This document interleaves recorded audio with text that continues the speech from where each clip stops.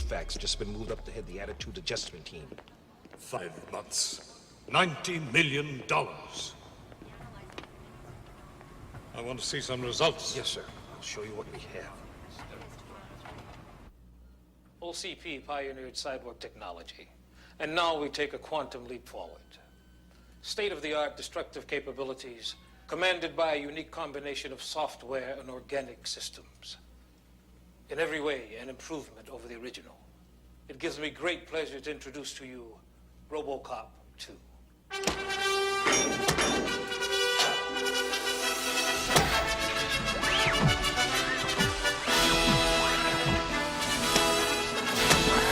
You are under arrest.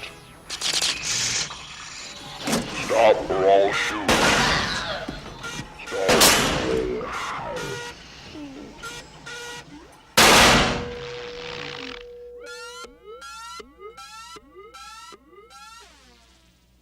OCP is proud to present the future of urban pacification. Robocop 2.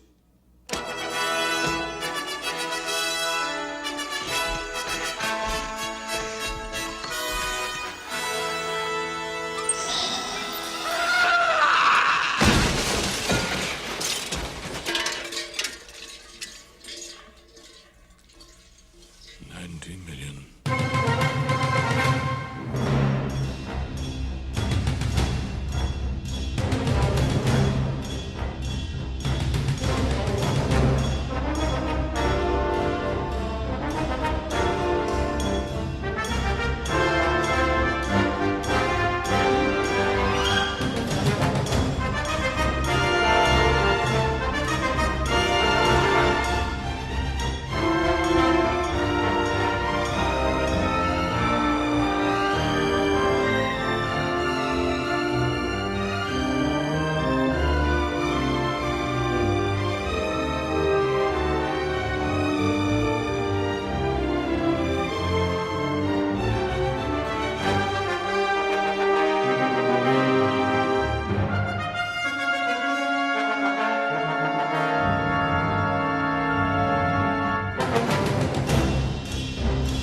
Nah, because I know you was doing something, D, so I just had to run downstairs. I mean, I'm about as ready as this movie called Robocop 2, which, surprise, we're recording now.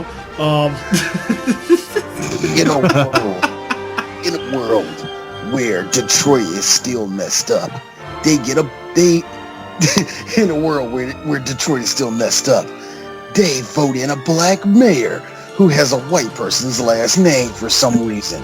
But that's not important. What's important is OCP still runs Detroit, and they're still making robots. Now, Alex Murphy, who's now a cyborg, is still stalking his wife.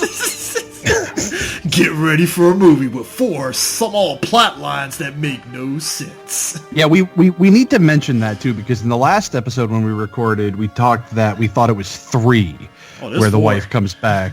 You know, and no, it's definitely in 2. Yeah, it's 2. Yeah, I got it mixed up. I get it mixed up. That's what I sometimes. kept trying to tell you. Yeah. I don't know. For some reason, 2 and 3, sometimes they blur the lines a little bit. My bad. I'm sorry. dude, Even though I know 3 is horrible. Look, first of all, and Mo, and thank you for for confirming my thoughts.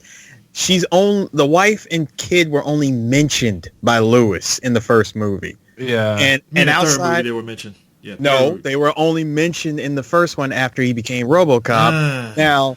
Now you actually see the footage from his house when he actually went back to the house and saw that everything was empty. And yes, going back to your most hated moment, Mo, that scene shows up. I have something I need to tell you. I love you. That's all we see from her. Then after that, that's it. We just find out. Yeah, they packed up and left town. I like to say for the record, who knew that Harpo's great-great-great-grandson was going to be mayor of Detroit? Didn't see that coming. I don't know, but I got a better question. Why they vote that motherfucker in? It's kind of like the black mayor in Back to the Future. It's like... I was just about to mention him. I was about to mention the black mayor from Back to the Future. You know what? Speaking of which, this movie actually falls in line with a lot of other movies they have the distinction of, yes, they're nowhere close to being as pristine and beloved as the first movie. But, yeah, while it's not what you call a good movie, you might even say it's a bad movie. I would. Yeah, but it's still a lot of fun. Well, it's Frank Miller's batshit writing. That's why. And I told this to Bo that RoboCop 2 is definitely the Ghostbusters 2. But you don't regret yourself watching it. That's the thing. You don't regret it. It's like Well, a couple of realizations came to me upon rewatching it, and I posted it on Facebook. Not that I doubt many of your listeners are friends with me on Facebook, so I'll just mention it. That so I didn't realize that this came out like 2 years after the RoboCop TV, like the cartoon came out. Oh, man. And so it makes so much sense that they like how much they were trying to appeal to children in this movie. But the problem is that they were still trying to make it like a hard-hitting, gritty, in this case, more of a social satire than a social commentary like the first movie was. But there's still like people getting fucking killed left and right. There's still rampant drug use. There's still like, I don't know if she was supposed to be some kind of fucking dominatrix or whatever, but goddamn those outfits, like there was all sorts of like sexy, dirty, gritty, mean shit going on in this movie, but still clearly trying to appeal to children. But they also reused a lot of sets too in this movie as well. Can I also mention something else? Can I also mention something else to you, Mo? Please. That this movie, number one, was filmed in Houston. Number two. That explains the racism. And number two. Sorry, Texas. Number two, it was 1989 when they were shooting. So for a fact that they were trying to hold on to every ounce of 80s-ness that they were trying so Everybody much. knows that the 80s ended in 1992. It did. Yeah, it kind of extends out. It's like, hey, 80s kids, and it's like, it did extend out to 92. You say that it's like a lot. Like what I heard not too long ago from a reviewer. He was talking about Tango and Cash. He's like, he said pretty much this movie wrapped up the 80s. He's like, no, seriously, this was the last big hit of the 80s, which was Tango and Cash. Right. And I was thinking to myself, well, what kicked off the 90s? And I was like, it couldn't be RoboCop 2 because RoboCop 2 still clearly takes place in 1988. I mean, so not to go beat for beat, but okay, I said earlier this movie has it felt like four small little plots. First, screw that. Let's just go right into it. All right. So going straight into it, OCP. And I want to thank you guys for such a lovely introduction to this episode. Man, they know who your ass is. He's like, better at this. He's back. The white guy's back, guys. The white guy. The white guy did some really stupid shit last episode. It's like Helen, the white guy's back on the podcast. He's back. Oh god. But yeah, they really go full tilt into the future of Detroit in this film to where it's just shit. It is utter shit. Oh, you know it's bad. You know it's bad when we're in this future of Detroit and internet speeds still suck. Yo, my man. Yeah, they showed a clip of my man. He couldn't get. It took 2 days to download the specs. I lost the account. Put the gun to his head, and I like it. You know what the best part about that was? The kid's picture in the background. That perfect. Wow. Hey, you gotta do it for the kid. No. In the fact, it said OCP. He's like the only choice. The only choice. When he said the only choice, I had this feeling that Mo just started whacking it. Fuck yes, it is. So we have to really talk about OCP. OCP are more dick bags than usual because here's what they're doing. No. Hold on. Let's face facts here. In RoboCop 2, they're not just a corporation. They're the fucking Nazis. Oh no, that's what I was getting to. Yeah. That's what I was getting to because OCP does so real. Yeah, so let's be more. Hey Chris, let's just be more real.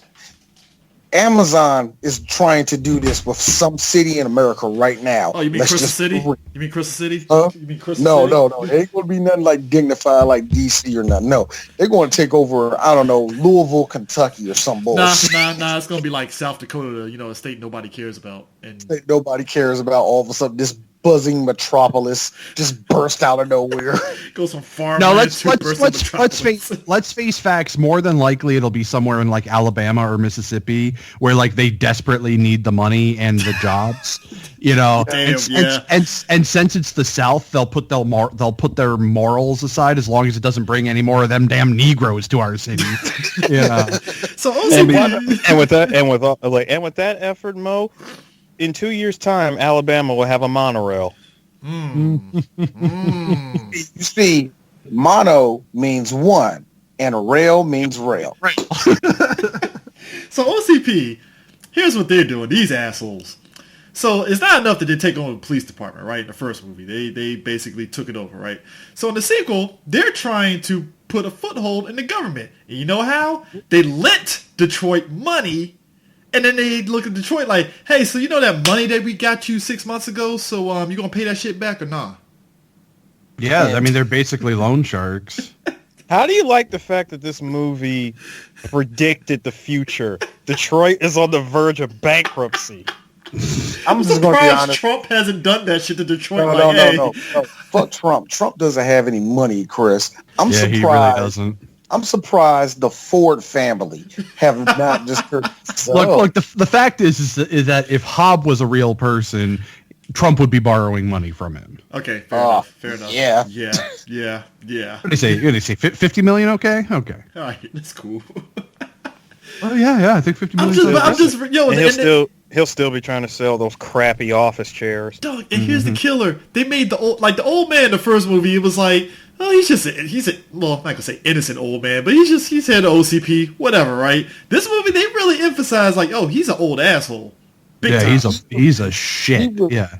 He was one Smithers the Hounds away from being full Mr. Burns to me. And my man Johnson is still being Johnson. He really hasn't changed much since the first movie. He's just following along the money because he's like, hey, I just want a job. It's consistent. I'm here. I just stepped up and started investing 50% of my paycheck into my 401k. I ain't trying to mess Dick Jones that up. is gone. I took his spot. We're good. I'm finally fully vested. And he ends it with that same thumbs up. Oh man, so Detroit, yeah. So basically, Harpo Jr.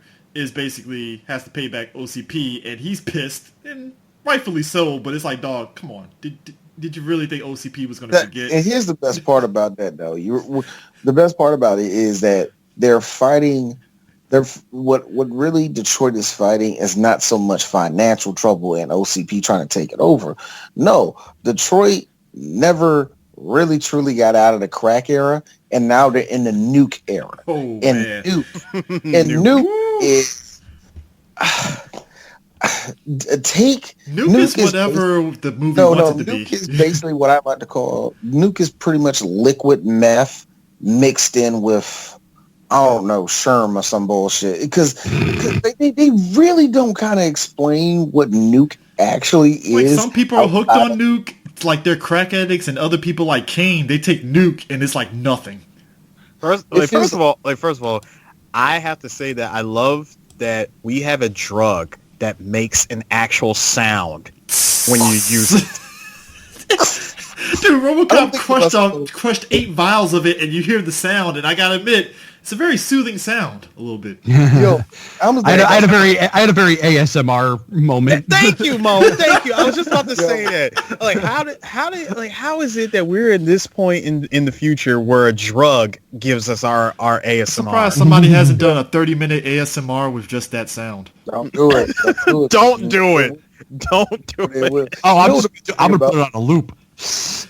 Hey, you know what the best thing about that drug is? I have a feeling that if you remember, all right, actually somebody brought this up when I was on my trip. You remember how Cartoon All-Stars did their little thing? Yep. It felt like that's the type of drugs they were describing. They were describing well, this drug. I would say that this drug was introduced to this movie via the DARE program. Because remember, this was 1990, and like throughout the late 80s and early 90s, DARE was pushing hard. You weren't a DARE kid? Yeah. I was. Yeah, because marijuana. How much pot do you smoke now? I smoke no pot. Me? Oh my God! Look, let's just be real. Like first of all, I got a good job, so I can't do that. Same here. Damn government. Yeah, I actually am currently in a position. You know, it's funny. The entire time I was at my last job, I could have been smoking pot the entire fucking time because not once did they do any kind of randomized drug testing. And now I'm at a job where they might actually do randomized drug testing. So I'm SOL, and my job pays good. So look. At my job, they just started. When I got hired on, there were no drug testing because it just cost the company too much money, right. And they were firing people left and right because of that crap. And for whatever reason, they started doing it again. And I asked my boss, like, wait a minute, they doing it now? She's like, yeah, here's me, the pothead. I hate to see it. I have to do a side note since we're talking about. About it? I can't do nothing. I have to do a side note with the gang of people that Cain is running with. I thought the black chick that was running with them, I swear to God, I thought that was Tammy Townsend. No, I thought it was Vanity the first time. I thought it was Tammy Townsend, and it's really Glenn Gorg, and I was like, they look the same. Ooh. They do. Yeah, Glenn Gorg. She's one of the like. I'm not. She wasn't really huge in Black Hollywood like that. Like she was one of those first, like Chris. Wait, there's a Black Hollywood? Yes, there is a Black Hollywood, Mo. Like Chris. Like hold on, Chris. Let me go ahead. Let me sum it up for you. In the late 80s, early 90s, there was this thing about pushing light-skinned black women as the face. You know, they were the eye candy. They were Ray Dawn Chong, basically. No, they couldn't. But I'm just saying, at one point in time, we had movies that were just pushing them out there. They were like how you had those those white women that would be in action movies. They would only be there during the late 80s, early 90s, and then disappear. Yeah, she was in it, and I was like, wait a minute. I'm sorry, Eris. So they stopped doing that? I would say now because of social media. Chris, don't you dare. No. Work with me here on this one. I'm not going in that direction that you think I am. See, this is what happens when I have a track record of this, and I get it. Gonna throw you a loop. I get it. No, I think even with social media and people trying to change Hollywood, it's like Hollywood is being the stubborn asshole, and they're like, nope, we're gonna still push light skin. We're still gonna do it. We're still gonna do it. Talking about that. We were talking about that. It's funny to see three white guys. It was like three white guys go like, yeah, they don't put dark-skinned people in nothing. Most of the times it's like silence. Nobody says nothing. Yeah, because we were down there. It was like, yo, Black Lightning to us is the blackest show ever because there's not like one light-skinned person on the show. I mean, there is, but they're the bad guys, so, you know, there you go. Yeah, the bad guy. But you see what they had to do. No, but the funny thing is with Robocop 2 is like she's the diversity hire. I'm just gonna call it. She's a diversity hire for the villains. That's fair. Her job. She has 3 jobs. She has 3 jobs. Look pretty.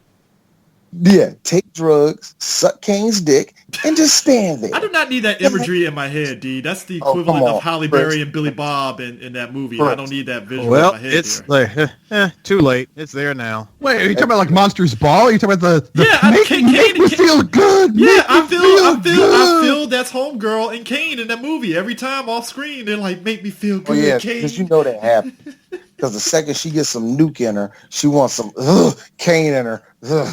She wants a bit of his Cain. Yo, and Cain is so mellow about it though too. So you already know he game for it. You know what's really messed up? Is I believe that the both of them are into racist play. Oh yeah, man. too. Man. Look, Cain looks like a guy that has sex with long socks on all the time.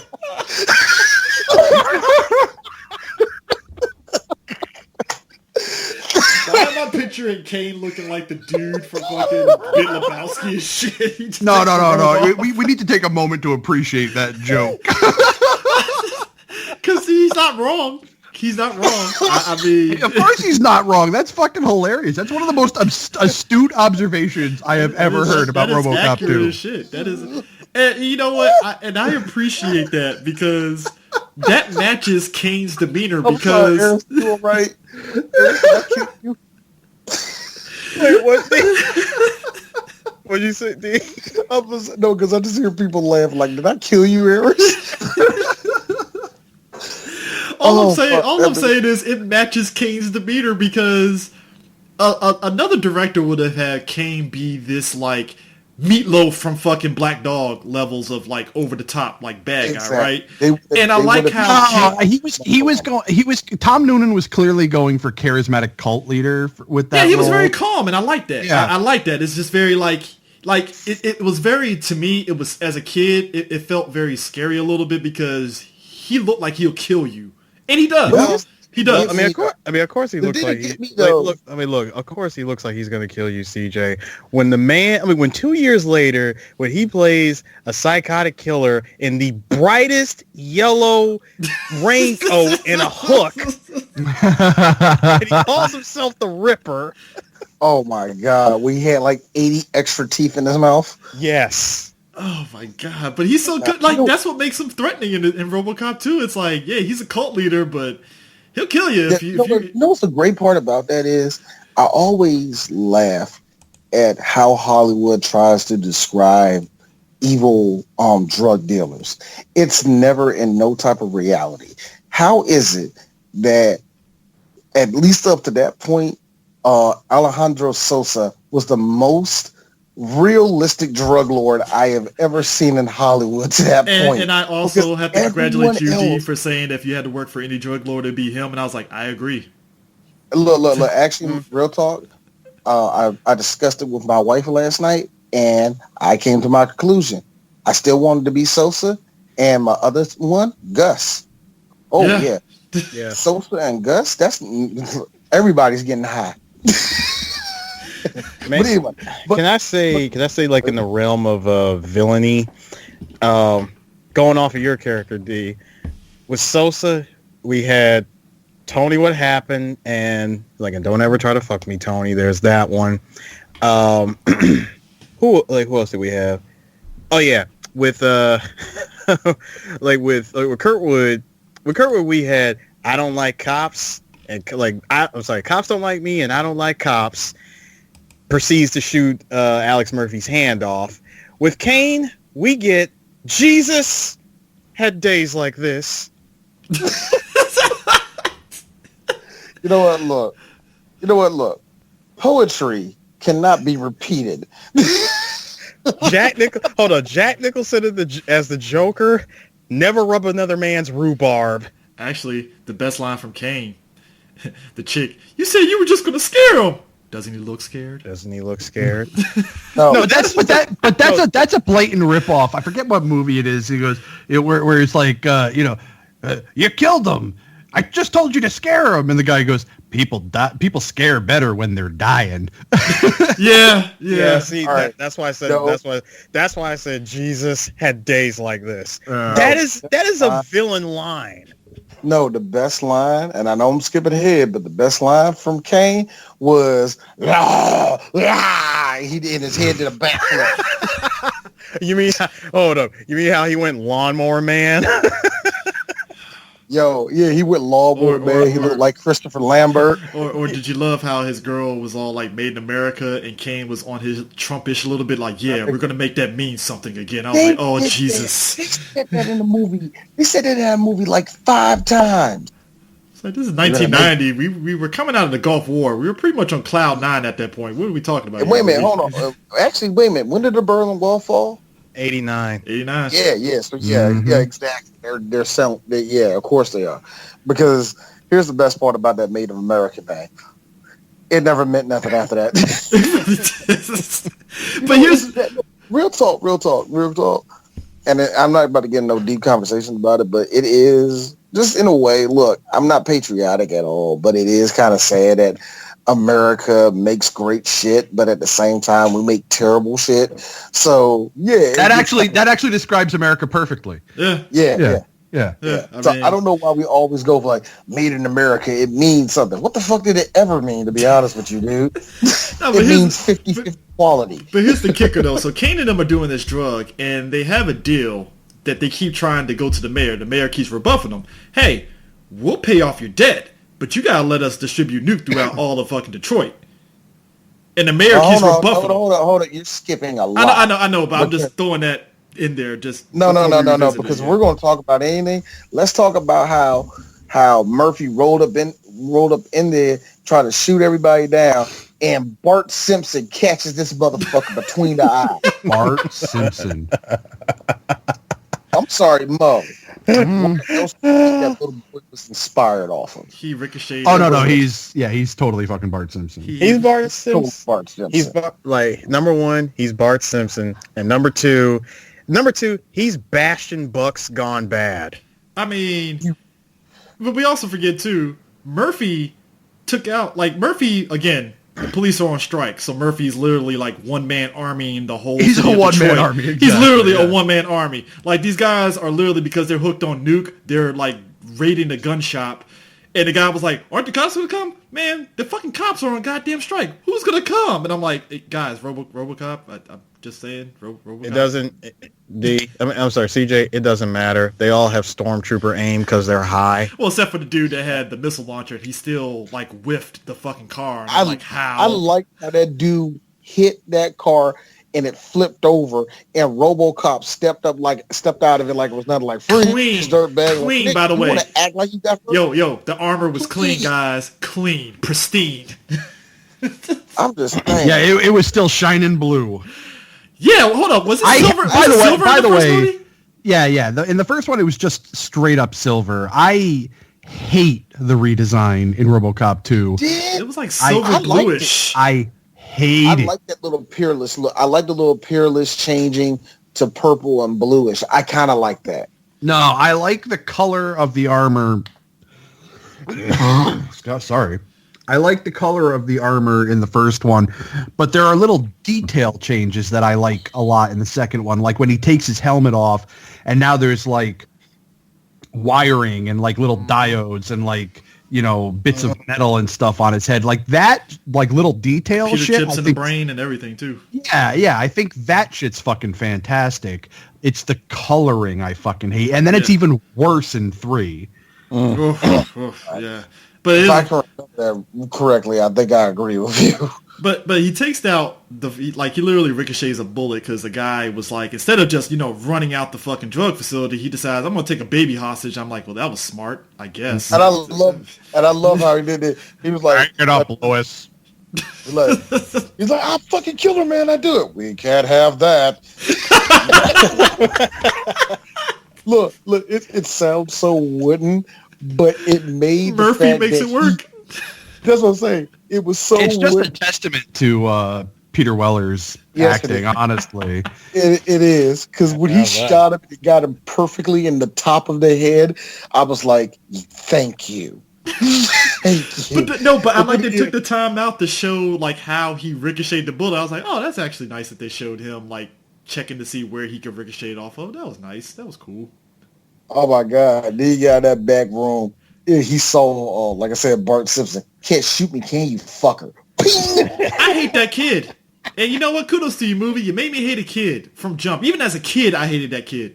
No, the fact of the matter is that any movie that features a kid is immediately downgraded because kids are the fucking worst. Not all the time. Not all the time, but especially when the movie leads with a kid who fast forward becomes the main villain of a well-loved franchise. Right. I'm just saying, I find it weird that this kid, it felt like he was trying to be an adult around everybody, but he was trying so hard. I couldn't tell I couldn't tell when he decided to take over the gang at one point. He's rocking a suit. I know, right? Clean looking. Don't get me wrong, but I'm come sorry. on, Did kid. I not just? Now you see the problem. Say, The problem is the problem is that the cleaner he got, the more he just reminded me of the kid from fucking Blank Check. You know. Ooh. It's a deep cut there, Mo. Hey, That is a deep cut. Mo, My boss, Mr. McIntosh, will be back soon. So Hey, what? Mo, you're not allowed to mention a shittier movie and a shitty movie, okay? It's like Inception. It's like, oh Jesus. I'm not gonna lie. I'd actually, of the two of these movies, RoboCop 2 or Blank Check, I'll take Blank Check every fucking time. Like I actually really fucking like that movie, and not because it's like good or anything like that, but because it's like, you know, It's Karen Duffy, ain't it? Karen, hold on. I got nothing against Karen Duffy, but I mean that's not why. It's just it's so fucking goofy. It's such a stupid. Oh, also features Miguel Ferrer. That's what I was gonna say. I was just about to say that, Mo. We got Miguel. So you got your RoboCop right there. You got your RoboCop reference right there. But And you get Tone Loc because Tone Loc is harmless. Oh, you see, that's a nice tie-in. Yeah, Hey kids, hey harmless black man. Yeah. hey kids. This week Disney Plus opens and Blank Check is part of the fucking movies rolling out in Disney Plus. Watch it. And let's continue. Anyways. Yes, that Blank Check was a Disney movie, folks. Yes, it was. It was. Oof, man. But nah, the kid is in there. The best part is anytime I'm like, me and Chris got into this argument, I will never forget. This is like early on 3 Black Geeks. And I told him, he was like, come on, D. Disney makes quality. Blank Check. Fuck you, D. Tone Loc did nothing wrong. Tone Loc's a Satan. Tone Loc did nothing wrong. But that doesn't defend the whole movie. Yes, it does, D. And he got, like, Chris really dug his feet to the ground. Like, Chris, you're not going to do this. Yes, like, come on, D. It ain't that bad. Operation Dumbo. Honestly, Look, it's hold on. not Here's the best. please. Yeah, go ahead. Here's the best part. I was like, that's a shitty movie. No one ain't. Like, name me another one. Operation Dumbo Drop. Okay, that was shit. That was the one where everybody was paying off something that they had in their life. Ray Liotta was clearly paying off from bills. Danny Glover was just there because reasons. Danny Glover wanted to get that Cadillac. He couldn't afford it. He needed something to cover it. Dougie Doug was there because somebody said yes to him. Well, that was before. That was Disney. That was his Disney. That was Disney's go-to guy for a hot minute. Dougie Doug. Yeah, look. Let's just be real. They underpaid his ass. Dougie Doug was just thankful to be there. He was like, "I'm part of the Disney umbrella." I'm like, "Yeah." Please. You know. The way they paid him is that he asked catering to bring an extra bucket of chicken, and he's like, I'll take this." See, you know what, Mo? I would say racist, but you're right. Yeah, I wasn't trying to be racist. I was trying to be factual. Yo, here's the best part about that. You know, Danny Glover said that, man, I hope you getting paid SAG minimum. The hell's SAG minimum? You know what? Never mind. Danny Glover looking at him like, you are. It's like Danny Glover looking at him like, I can't wait for Lethal Weapon 3. God damn it. Well, can't wait. I can't wait to say I'm getting too old for this shit again. Nah, you gotta remember, Danny Glover, old school black dude, so he said this. See, that's the problem with y'all generation. I ain't know how to fight like Dude, we Ray did. Liotta smoking, eye rolling at the whole shit, like, God damn it. Ray Liotta is like, I just want to do a rated R movie. Nobody said yes. Fucking do it. God damn it! I was in Goodfellas. How did we get on Operation Dumbo Drop? Look, anyway. Speaking of do it. I would love to see this as an actual thing and watch the whole thing become like one big fiasco of a flop. I want the Magnavolt to be a thing. Right? How is that? How has there never been a variation of that even in real life today? Like, you touch the handle on the door and you get a slight shock or something. Nothing. You haven't even. Yeah, I was gonna say you obviously can't. You can't do the actual Magnavolt because it's murder. But I mean, I like how Homeboy that was in the commercial. I love how he sold it, and I like him. Because I think we talked about him in Gremlins too. Yeah. I forgot what the fuck is that dude's name? Shit. 5 years. 5 years. That's how long it took Ray Liotta to go from Goodfellas to Operation Dumbo Drop. Oh my God. I could have sworn he did Copland after Operation Dumbo Drop, didn't he? Copland's 97. You know, so, but that one makes more sense. 2 years from Operation Dumbo Drop to Copland, that makes sense. What doesn't make any fucking sense is it's 1 year from No Escape to Operation Dumbo Drop. What the fuck? Hey, CJ.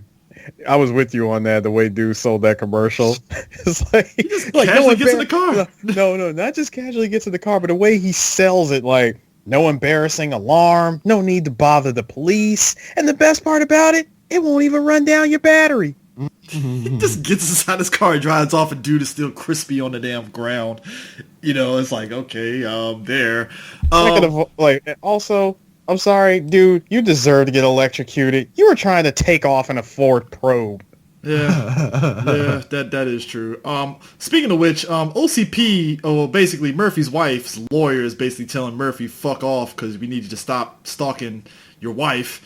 And Murphy, now, maybe this is my interpretation and stuff. Do you feel that Murphy kind of came to the conclusion that he couldn't have the life that he wanted with her, and that's why he kind of started acting distant in that room with her?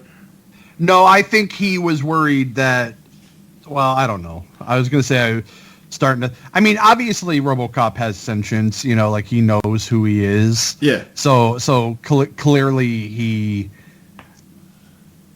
this movie makes no sense. I know, that was one of the things I was like, and I'm not trying to go into the remake, but I thought it was an interesting dynamic in the remake that his wife knows he's RoboCop and that whole dynamic and stuff, despite what they did in the remake. But I thought it was weird in this movie. And two, I was thinking, okay, maybe they might get a relationship back again in some capacity, but nope. Oh no, the movie makes sure that you're not going to get that, because what does he tell her? Touch me. Oh my God, your face is so cold. They made this to honor him. It's like, yo, Murphy, why are you fucking with your wife? You need to work on your RoboCop impression. And hold on. Touch me. No, see, hold on. You notice that he has more of a robotic voice when the helmet's on. When he takes it off, it's not there anymore. Yeah, it's just gone immediately. He just leans into her and says, "Your husband is dead. I do not know you." And then the movie immediately, the next scene, just circle jerks back to just wacky Adventures of RoboCop. And it's like circle jerks. No, it really does. It jerks. It goes from like this sort of serious moment, and then boom, we're back to the wacky Adventures of RoboCop. And I'm like, whoa, hold on, movie, you can't do this. You can't hit me with such a heavy moment and then immediately go back to like I forget what the next scene. Oh, the next scene is basically RoboCop 2 with the scene that is fucking hilarious, because you mean to tell me all of the fucking prototypes. You mean to tell me it takes $90 million? Was it billion or million? $90 million. Million. Yeah, $90 million to make a RoboCop. We're in 2019. How does that not happen? Right? $90 million to make a RoboCop. First, hold on. Hold on. I hate to tell you, but somewhere in the world, Elon Musk has like a compound that is completely guarded by nothing but RoboCops. And hold on, let's also get something else straight. This was $90 million in 1989 money. Okay, fair enough. Thank you. Fair enough. Fair enough. Let's adjust that. Let's readjust that for 2019. Readjust that for 2019. Probably in That'd the be billions. a lot. Probably in the billions. It's like an Avengers movie level of box office for that shit. The motherfucker. The best part, like you said, they take off the helmet. Oh, the one that had me rolling was homeboy that shot everybody and then shot himself in the brain. And then the lights popped up. And then old man's just like, $90 million. No. The best part about that was the sound effect of at the end. Dude, the other one where he took the sound effect. And I love how Johnson, and even as a kid, I laugh, and even now I laugh. When dude was shooting the doctors and Johnson slowly crouches down and just crawls out the fucking scene like, fuck this, I'm out. All right, I found an inflation calculator. So if we want to know what $90 million of 1990 money is worth today, well, not worth today, but how much it would cost now, you're looking at about double.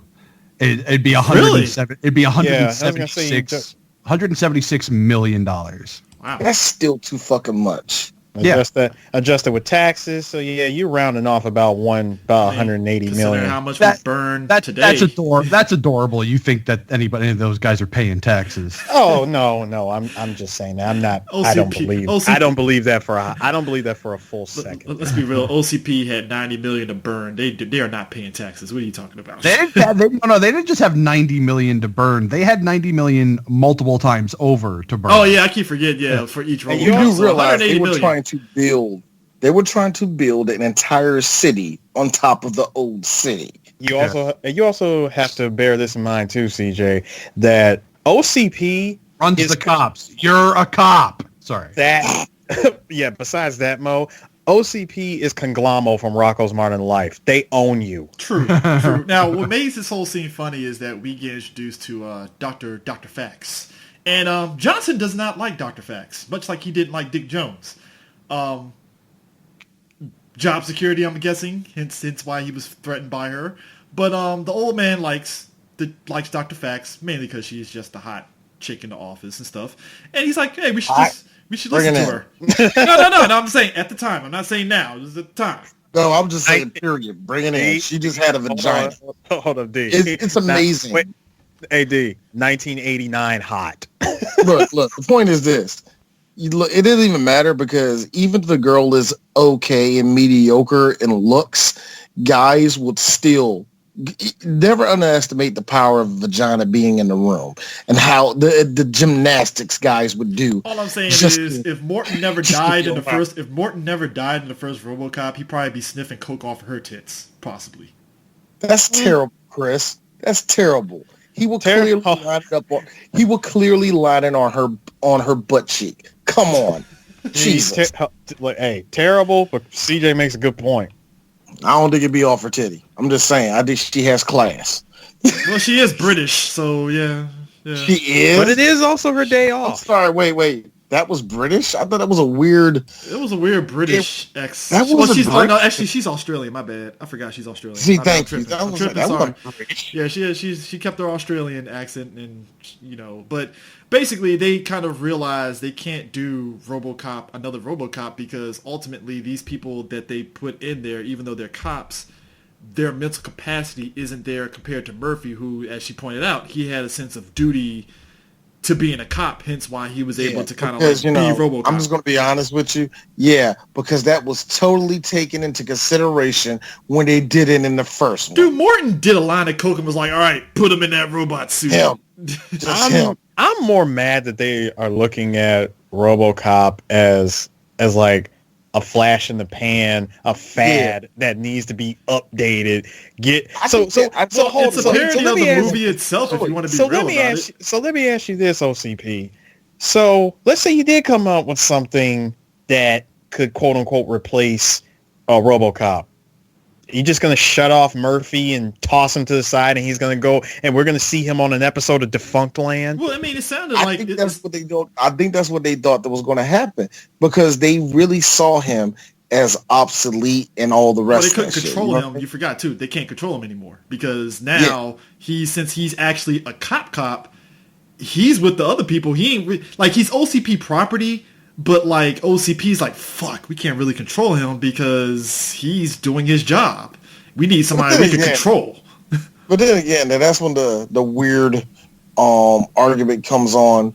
Can a cyborg have free will? Well, this movie tries to do that, but again, this movie this movie, you ain't lying. This movie tries to ask questions that they have zero intention on answering. Because next scene, we see Murphy and Cain and them are at the local arcade, because clearly it's the arcade of the 90s, because it's fucked up and stuff, and clearly Smokey. Clearly, and this think is that's a real arcade. That was a real arcade. It's the type of arcade that if you whoop somebody's ass in Street Fighter real bad, you'll probably get stabbed instead of collecting your money. So there you go on that end. Oh man, you know it smells like weed. It smells like somebody clearly freebasing in the back by the Dick Duck with the Dick Duck machine. There's a narc arcade machine playing, ironically. So there you go. Freeze right there. Oh. You know what? I swear narc had to be the most ironic game ever for a game that's about Punisher. Was it Punisher and Nick Fury fighting against like drug dealers in the game? And it was supposed to be like the dare. No. The Punisher and Nick Fury, that was just a Punisher game. Oh no, it was another. Yeah, narc. I think. Narc was a game made by Williams Arcade. It was just, it felt. I don't know what the fuck it was. All I know is it was a cop because the cop was in that stupid. Two cops walking down it. It was basically two cops. It was an excuse to make a side-scrolling beat 'em up. I mean, come on. With a dare program attached to it. Right. Here's the best part. They would actually say kills all the people you shot. It wasn't like healed or nothing. It was like kills. You killed all these people. Don't do drugs, kids. Like, wait. Now here's what makes it funny. We talk about the tone of the movie going back and forth, right? We get to the arcade. Here comes Robocop rolling arcade. Hey, isn't it your kid's curfew? And I'm like, oh. No, he said, isn't it a school day? Yes. Yeah. All the kids are like, fuck you, Robocop. They threw all the trash at him and all that shit. I was like, come on. But you know what? I love how, again, when Murphy gets stuff thrown at him, like, even when he got shot in the face by the kid, he just kind of looked unfazed, like, okay, that happened. Continuing on. Well, he truly is a robot cop. Yeah, I'm fine with that. That's what makes it work, is he gets the trash thrown at him, and that's that. But also, too, not Chris Penn, apparently... Not Chris Penn. Yeah, not Chris Penn is being used by Cain to kind of, like, sabotage OCP and them to keep the drugs flowing and stuff, and... Oh, boy, you know who he is, right? Who? Well, I know who he's not. Yeah, we know who he's not, but you do know who he is again. Hans, Bubby, I'm your white knight. That's him? It's not the actor, but I mean that character. It's him. Yeah. He's a fucking snitch like a motherfucker because, like, clearly he snitched to Robocop, and I like how Cain knows that shit off the rip. Which, before we get to that, like, that whole arcade sequence was actually funny in a way because here's Lewis fighting a kid and having a hard time. I'm like, Lewis, why don't you throat punch and that's him? that's the fucked up part is because we already know that she knows how to fight because we saw her doing it in the first movie. Yeah. I'm like, yo, Lewis, throat punch the kid. Done. Like, what are we doing here? Simple as that. Throat punch. I'm sorry, each and every one of us would kick the shit out of a kid in the face here. I'm just saying, like, it's not that hard, but... I mean, I did 3 times today already. Well, there you go. There you go. But, because kids are the worst. Yeah. I mean, well, except for your own kids, obviously. But well, no, my kids are angels. Any other exactly kids are the worst, yeah. Oh, man. But that whole scene was just... again, Cain escapes... Duffy, again, he snitched on Robocop because I gotta admit, that has to hurt to have robotic fingers in your nose and you get thrown across the fucking room. That has to hurt. It has to. And no, let's not forget about the line. You sold us out, Officer Duffy. I have never heard of whisper. It was just so flat. And you know what, Mo? I'm with you, by the way.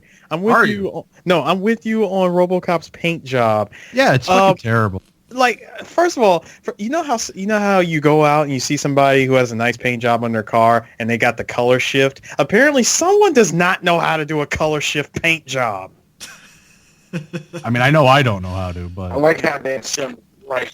I like that air. It's done right to you, and that bugs. It just wasn't. It looked odd. Yeah, I mean, but So Duffy snitches, and Cain picks up on that shit because he was like, "Yeah, so how the fuck did Robocop know our location in the abandoned district of Detroit? You know, the construction site? Because that's the only apparently because they use that construction site. Isn't this like the second time they use that construction site in the Robocop film? I could have sworn that's where Homeboy's like cocaine operation was in the first movie. Yeah. Well, actually, if you look back, if we were to look back at the in all the filming locations of RoboCop 2, I could tell you. Let's see. I mean, I know this is in Houston this time around, the second movie. Obviously, Yeah, they filmed it in downtown Houston. Like they said, they filmed it in downtown Houston at night for a lot of the other shots. Also, they were shooting in winter. Couldn't tell. I know. I couldn't tell. I mean, actually, you want to know where they use? You want to know what they use for the Nuke manufacturing plant? What? That was Jefferson Davis Hospital.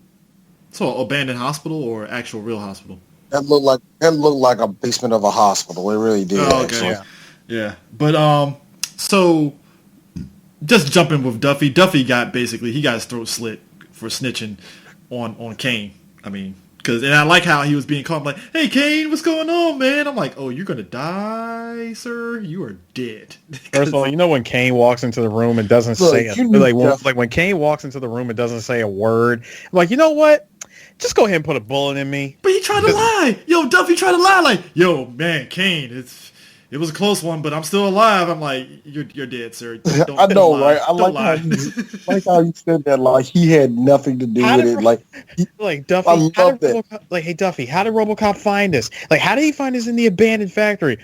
Oh man, we had some problems. That shit ain't working on Cain, dog. The second you saw him take off when you saw him early in the movie, he took off his helmet. He was all sweating extra for whatever reason. He shot himself with that nuke. Because he's fat, D. Well, I was going to say, it's because he's fat. Come on. But look, the second y'all saw him do that and shot himself with that nuke, it was like, oh, so he's going to get killed for being a fuck up. Clearly. But yeah, Cain slits his throat. But Murphy, on the other hand, and this is probably where I appreciated certain aspects of Murphy. So Murphy goes in there trying to do his thing, trying to corner Cain, and Cain basically got the jump on Robocop, and they fucking dismantle his ass.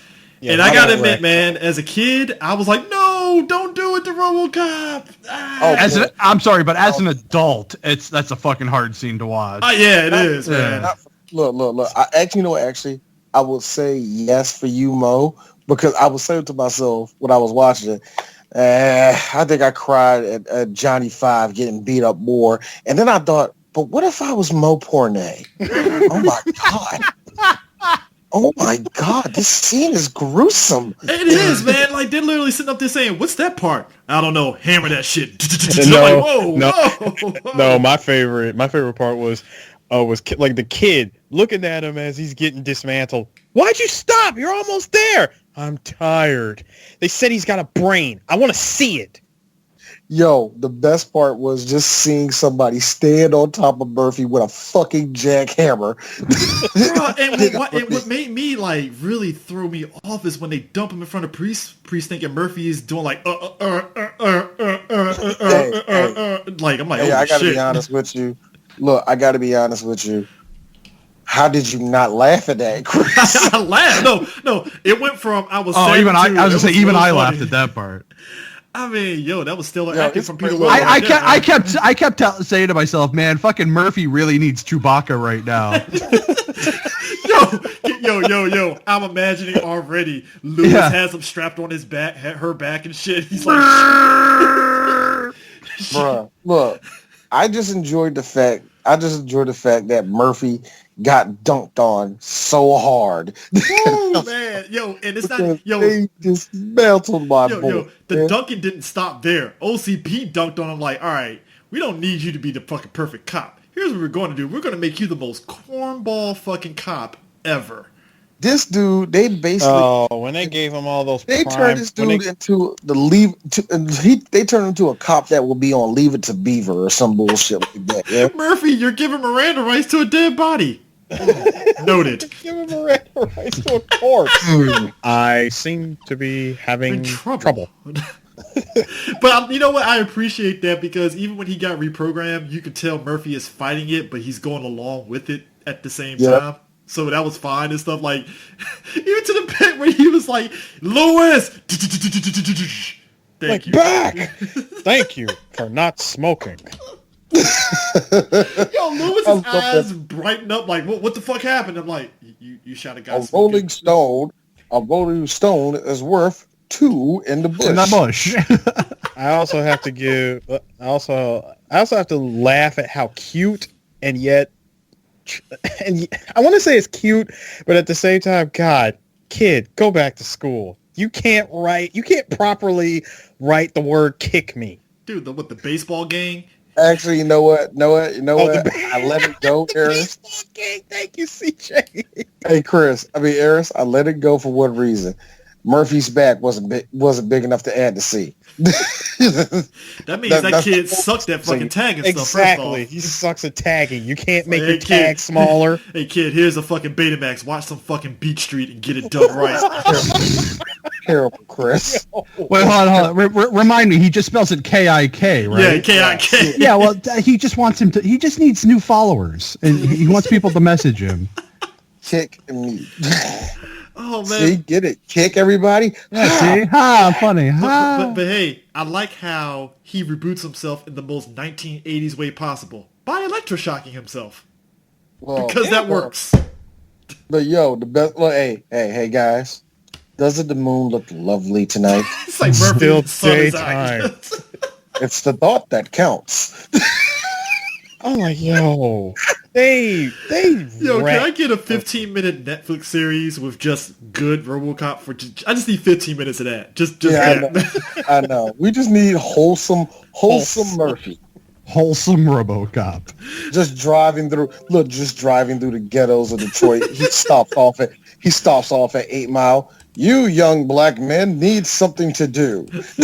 Go fuck yourself, cracker. Well, all right then. You have a nice day, fellas. No, what do you say about cursing? What do you say about her? Bad language makes for bad. It was like bad language makes for bad something. No, bad language makes for bad feelings. Yeah, it makes for bad feelings. You're nuts. No. The first one. And now a word on nutrition. Shit, he's fucked up.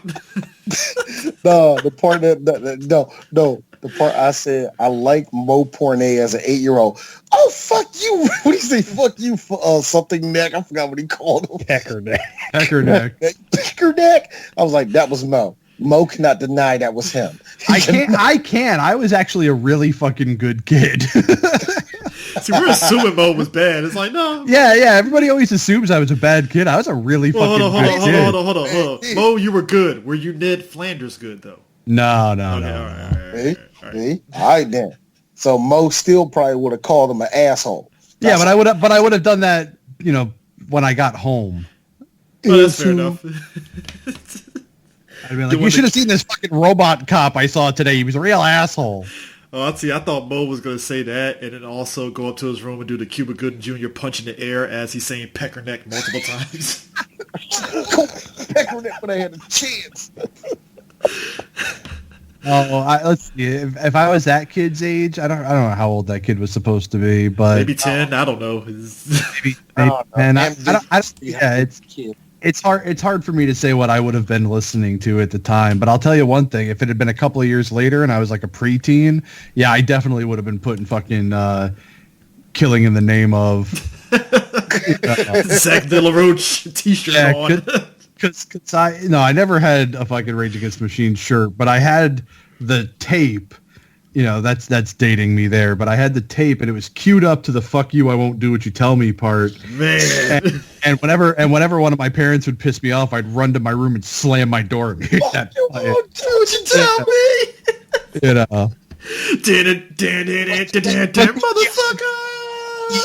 Motherfucker. The irony of that is that I had the shittiest little tape deck that got no fucking volume on it whatsoever. Wow. I would blast it all the way up, and you could be standing outside my door and still not hear it. So I don't know who the fuck I was supposed to be playing that for, but it was it was for me. It was for me, really. Oh, it was man. just for you, and that was the best part. I like how now. Here's the thing: Murphy electrocutes himself and reboots himself. Now, here's my thing. I like how he did, no, but you know what the best part about that is that they just like, how do we take it off? Yeah, like I don't know, we can shock him. Maybe that'll work. And I just like how Murphy just said, "All right, cool." I bet. No, but I love now. If we're talking RoboCop voices, though, I like how when they ask him, "What's bugging you, Murphy?" Cain. I like how RoboCop says Cain. It's so like he really just loathes Cain, and I appreciate that. But the best part about that, at least for me, I like it because all the cops who were picketing, just stopped picketing to help him out. Because yeah, this is bullshit, but you know what? Murphy's all right.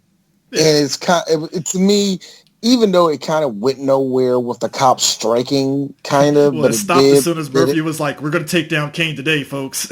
Well, no, it's not that it didn't go anywhere. It was a callback to the first movie, honestly, because it was supposed to show how much worse the city has gotten. Yeah, they were on the precipice of striking in the first movie, and then the second movie is like a continuation of, oh, they actually did strike. Okay. Yeah. Also to add to what you were saying, Mo, they've done a callback twice to the first movie. Cops go on strike in the first movie. Cops go on strike again in the second movie. Cops go on strike, but they do it in the classiest way possible in the third movie. Everybody walks across you, CJ. They walk past Johnson, dropping their badges. Well, that was the next step, obviously. Yeah, let's save that for the next episode. Yeah. I'm gonna save that for the next episode. Now here's the thing. Murphy and the cops, they go back to the warehouse and they clean up house, and we get again another shift tone here because the chase, while it's like okay, RoboCop is on the front of the truck and Cain's driving through all the buildings, RoboCop's on the motorcycle, and I laughed because he's standing. No, hold on. First, wait. First of all, let me point out something else. Before he even gets on the motorcycle, did you like how Looney Tunes-esque he gets dropped by a telephone pole? Dude, you heard the ping. It was like when Stone Cold hit Vince McMahon with that bedpan. The bedpan, pong! It was the perfect ping. And the best part about it was he had his arms out like a cartoon character. Yeah, it was a cartoon. Oh my god! It just fucking dawned on me. RoboCop 2 is an unmedicated bipolar.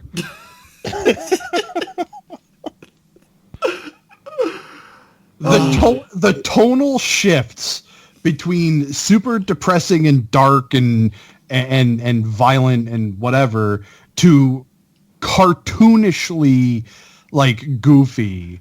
My God, I find it crazy that this. What the fuck was Irving Kershner doing? I really? find it funny.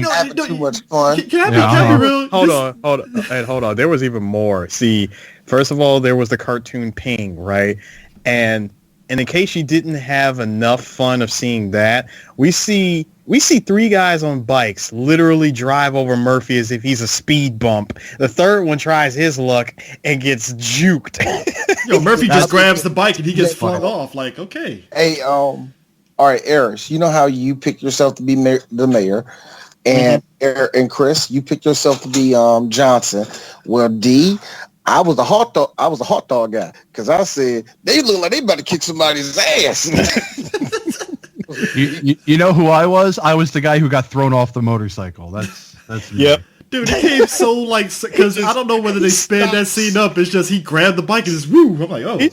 He grabs the bike and you just see the dude riding and just go yeet. Murphy standing on a motorcycle. I never thought I could see that, but it felt so random. Not only do we see him, you know why? Because he couldn't sit. Yeah. Not only do we see him sitting, not only do we see him standing on the motorcycle, dude. We see RoboCop and Cain play the world's greatest game of chicken. Oh, this wouldn't be the first time that Cain plays chicken. So RoboCop ends up lunging through the window, and the truck flips over, and Cain basically. First off, RoboCop alone going through that window would have been enough to kill him. Yeah, but Cain apparently is a paraplegic, I guess. hold on. Notice that notice that RoboCop goes through the passenger side. Yeah. But clearly hits Cain as it flips over. This is weird. Yeah, he hits him. He hits him with that fucking, what's the name of that fucking move? Clothesline from hell. No. He hits him with that fucking like lariat, a la Hawk style from fucking Legion of Doom. Yeah. Like hits him like from the fucking top rope, and just puts his shoulder right into his fucking face. It is a fucking wild move. Now, when I saw RoboCop fly through that window, I immediately thought of Raiden from Mortal Kombat. Now, I just pictured him doing that because, dude, we see the whole truck flip over several times. We see the money, gold bars.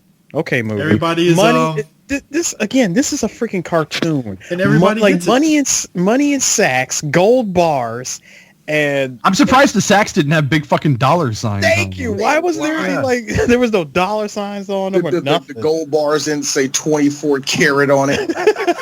Dude, I think they did. Dog, I swear to God. You know what? Side note here for a second here. We talk about dollar signs on money. I still to this day laugh at Spider-Man 2 when Doc Ock is robbing the bank and there's dollar signs on them bags. I was like, what the what? Sometimes. Now, knowing Sam Raimi, he did that on purpose. He had to have. I still to this day laugh at that. I was like, okay, Sam, I'm fine with that, but still. Sam Raimi likes doing wacky stuff like that, and Mo can tell us because Sam Raimi had this way where he will drop comedic bullshit in there, and it's still and the tone of the movie would still be the tone of the movie. Yeah, he's really good at that. Yeah, even in I will say one of his weaker movies, even though I love it, Drag Me to Drag Oh man, I love he that did movie. it all throughout that movie. He was having way too much fun. I don't understand the hate that movie gets. I don't either. Yeah, I saw that in theaters. I really enjoyed it. Critics liked it, but I don't know why people didn't. That was weird. It's like this. Okay. I'm not going to argue somebody that loves Evil Dead more than their mom. I'm not going to argue with you on that. I can just say, okay, yeah, it's one of the weaker Sam Raimi movies, but how the fuck did you not like it? it's still pretty fucking good. No, here's the thing. Wait, CJ, before you start, I got to mention as a nice segue, like a nice break from that little comedic piece between RoboCop and Cain. I was actually going to get to what you were about to say too. I want to bring it up because this is actually my favorite. We see my favorite commercial of this movie, the Sunblock 5000. Oh yeah. Now, bro, I had to pause it. I had to pause it on the Sunblock 5000 because you see this giant warning label that says Surgeon General's warning, caution, frequent use will cause skin cancer. Oh my God, I was like, bro. The best part about it is like ever since the ozone layer disappeared, I was like, yep. Way to go. We're almost there. It's like hey, remember, the ozone layer actually repaired itself a little bit. Don't worry, we're gonna fuck that up in like 2 years. Don't worry about Thanks, that. boomers. We'll be right back where we were. Thanks, boomers. I hate you, CJ. Oh man, but yo, real talk, man. I like how it goes from that to the fucking fundraiser from Harpo Jr. Like he's holding a fundraiser, and it's the most stupid. It is like, it puts my nigga is playing Born to Be Wild on a motherfucking violin and killing that shit. It's awesome. And survey says how much money did they raise again? $4,000. Hey, Harpo, Jerry Lewis raised more money than that shit. And then you got here's Arizona on the mic. Now, with your pledge, you can help Detroit City, not Detroit City, Detroit City. And we're asking for you. Come out your pockets. Come on now. Let's go. Share. How much we got? It's only $4,000. So that's not going well. Meanwhile, Dr. Fax figures out. And hold on. And that's when he gets a phone call from Bart Simpson and his new sexy... This movie's stupid. Hey, I got a proposition for you. We'll pay your debt. And of course, because this motherfucker has the mentality of a cokehead trying to get his high. Wait a minute, shady. Wait a minute, a shady warehouse on the rough side of town. We need the money. Now here's the thing, Dr. Fax. Times is hard. Yeah, Dr. Fax figures out. Hey man, everybody need to eat in the Reagan era, my nigga. Exactly.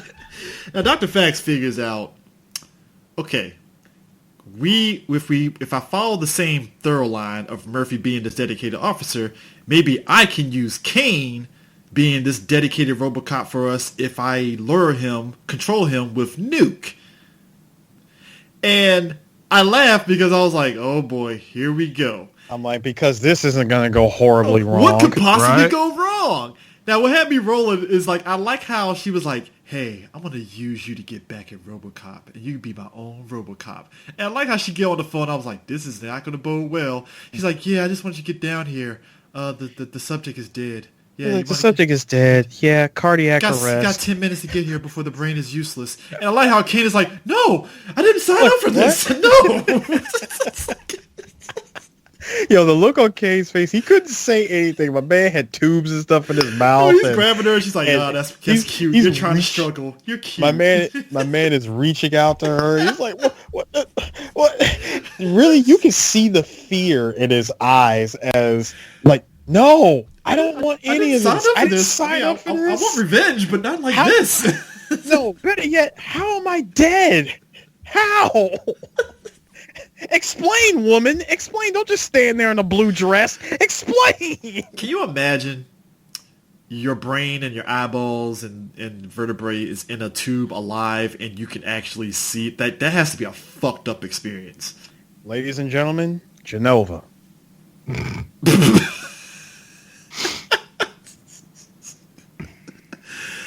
Oh my god! So I genuinely felt bad for having that be the first thing that came to my mind. I mean, look, man, it's Genova from Final Fantasy, bruh. So basically, she's like saying, "Hey, I'm gonna let you, I need you to do me a favor and stuff," and she has this huge fucking vial of Nuke. Like, that shit's fucking ridiculously huge for no... I'm like, where did you get that amount of Nuke? Like, what the fuck? Like, okay, all right. And at that meeting, Cain comes back as Robocop 2 in the most jacked body ever. And oh yeah, yo, did this motherfucker show? No, did you mention Eris's favorite line of that whole part? What? Like, I don't know. They're drug dealers. Stop! Why are you labeling people? I hate people that use labels. We didn't get to that. We didn't get to that part. No, we're at the part though. But yeah, they have the sit down meeting, and he's like, "Don't label them drug dealers. No, they're not drug dealers." This nigga Harpo is sweating the entire time. Of course. I mean, y'all got money. We can do it. You're like this motherfucker is in desperate mode. Like shit, man. First of all, spineless. Yeah. First of all, you're in desperation mode when you're sitting there trying to conduct business in a shady warehouse way on the other side of town, and you're negotiating with a kid. Look, we all found ourselves in weird situations. Like that one time, okay, look, nudity was involved, but the point was, I didn't think I was going to be in the middle of fucking Las Vegas. The point is this, guys. We have all been in situations that were who was just way above our heads, you know what I mean? Yeah, lest we ever forget that I worked overnights at a porn shop for 3.5 years, so yeah. Ditto here too as well. I worked as a security guard overnight, and you know how many naked people I saw?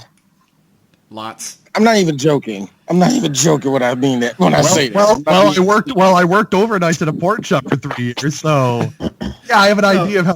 D probably saw late night rendezvous and stuff, and jump offs and shit like that. I saw this one time. This girl comes out wearing, and I bullshit you not. She's wearing like a faded Hulk Hogan T-shirt that's covering like. Like, so she did the walk of shame with a No, nigga, let me finish. Oh, sorry. I seen this girl walk out of her apartment wearing a long t-shirt, like it's a Hulk Hogan t-shirt, Hulkamania and everything. And she's like, this motherfucker trying to rape me. Chasing after her is a dude butt naked. Like, dog, man, you got like a blanket or something, man. Like, what? This motherfucker trying to rape me. I'm like, what's going on? Now, no, D has not opened the gate. And I'm like, yo, what's going on? And she's like, this nigga trying to rape me. I'm like, then why the fuck you ain't running, bitch? And then I look at the dude like, what's going on? He said, man, her cousin came home and kicked us both out the house. Well, I was like, wait, butt naked? Nigga, you see me out here like this? You got a blanket? I did have a blanket. And here's me. No. No. Nah, we're good. We're golden. I'm good. And then look, and then when the cops like, stay right there, sir. Like, y'all, please don't shoot him. He's got a long night, man. Give him a blanket. Having a long night, man. Speaking of having a long, speaking of having a long night. I gotta say, in movie history of tense moments, I gotta admit, Cain mowing through everybody in that warehouse and the mayor trying to escape, that's tense as shit. Can I?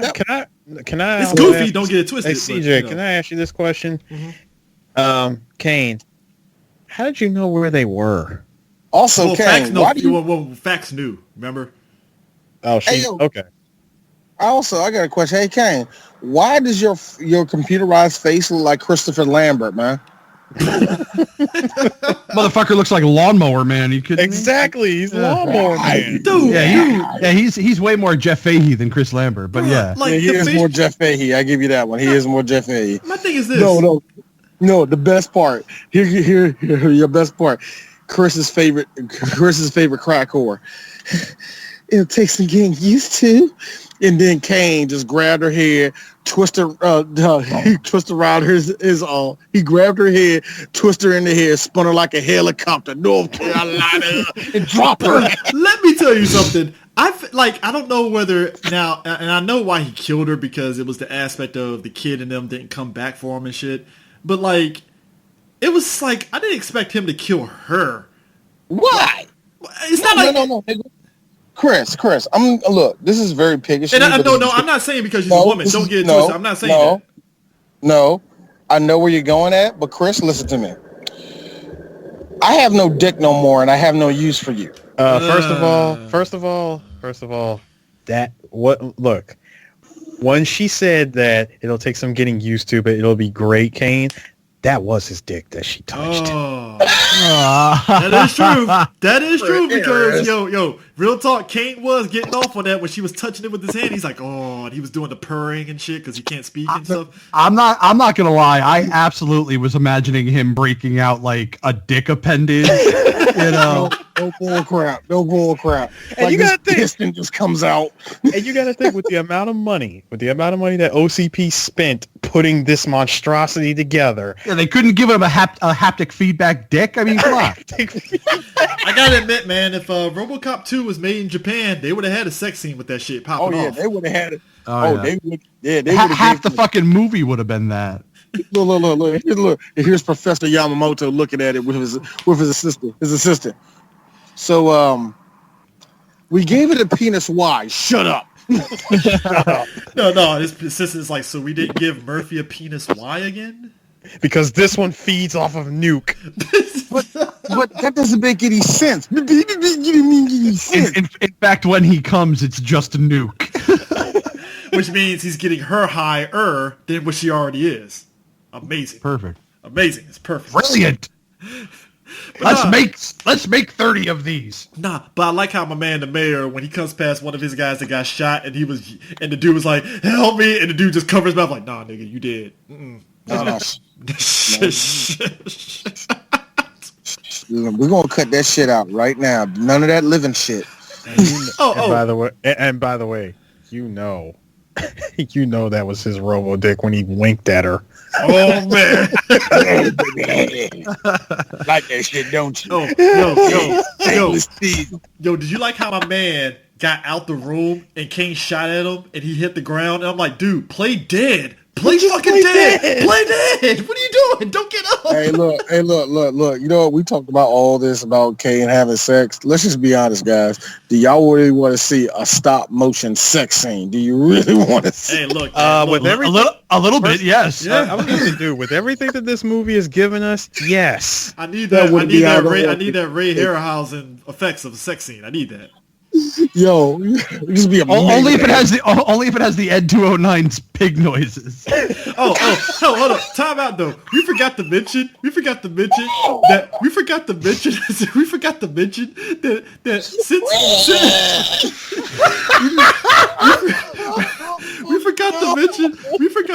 that ever since the untimely demise of Dick Jones at the end of the first one, Ed 209 stock has dropped supremely horribly. Yo, I liked at the beginning of the movie, we had to see the Ed 209's leg stuck in a sewer hole. Yo. Hold on, look, weren't they honestly, stuck? And also, weren't they stuck in there backwards? Yeah. Look. Here's the thing. There is a rule when it comes to writing. Actually, no, I take that back. Yeah. Actually, no, I keep it. There's a way of shitting on your characters that it matters how low can you make it. Can it be funny and they can recover, or is it just because I don't want to fucking deal with this shit no more? Clearly, the writer said, fuck it. I mean, they dunked all over Ed 209 like, nah, nigga, he done. He is done.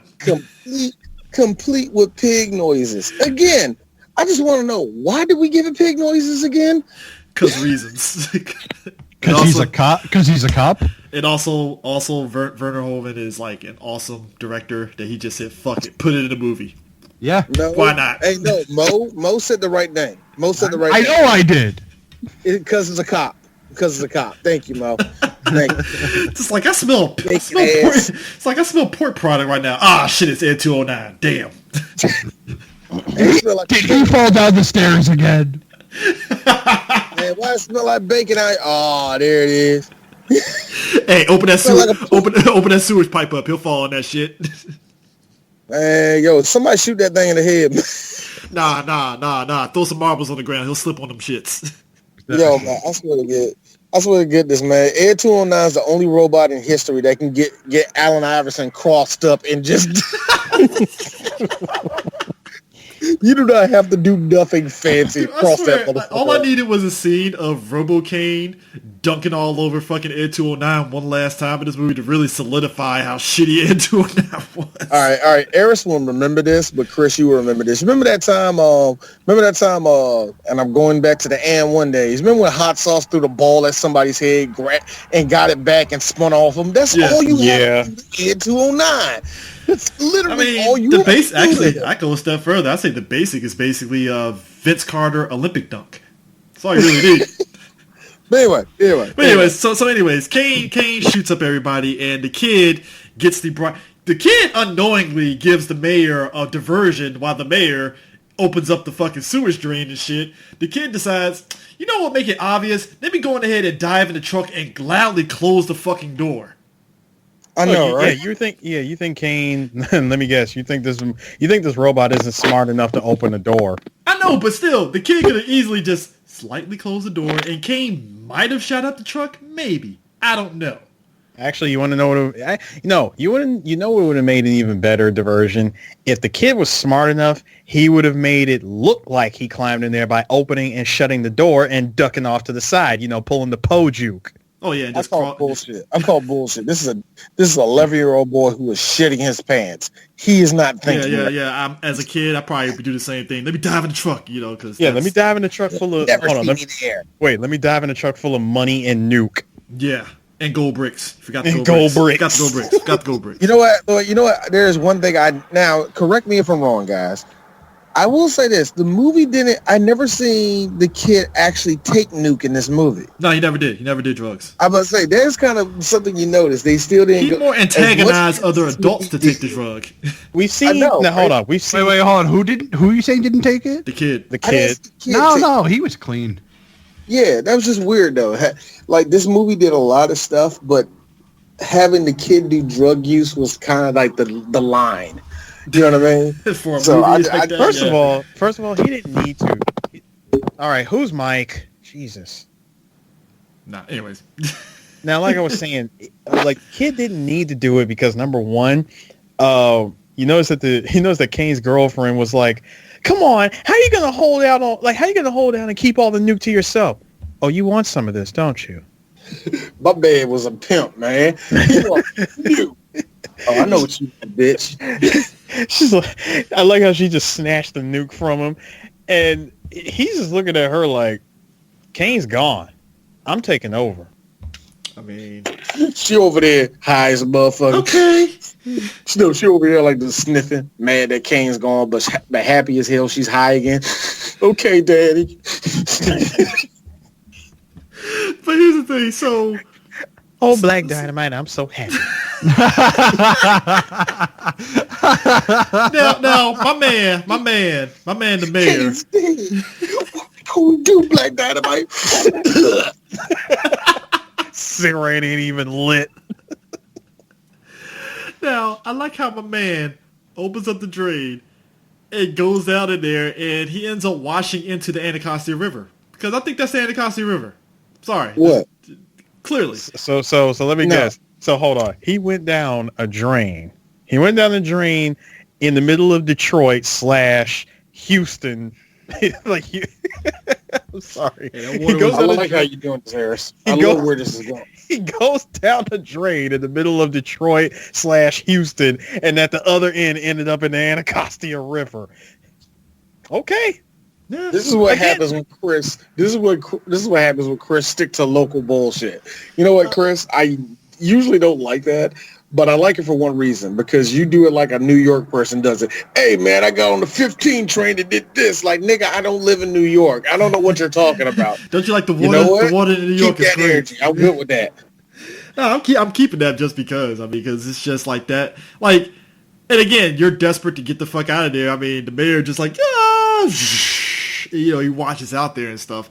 Now, this is where we get to like this is where it makes the movie. All right, out of all this stuff, this is what makes the movie to me. Right. So this is Delta City. This is what OCP is making. Delta City. This megalopolis that's going to be built over New Detroit. And I like how the mayor is sitting up there stewing over this shit like some bullshit.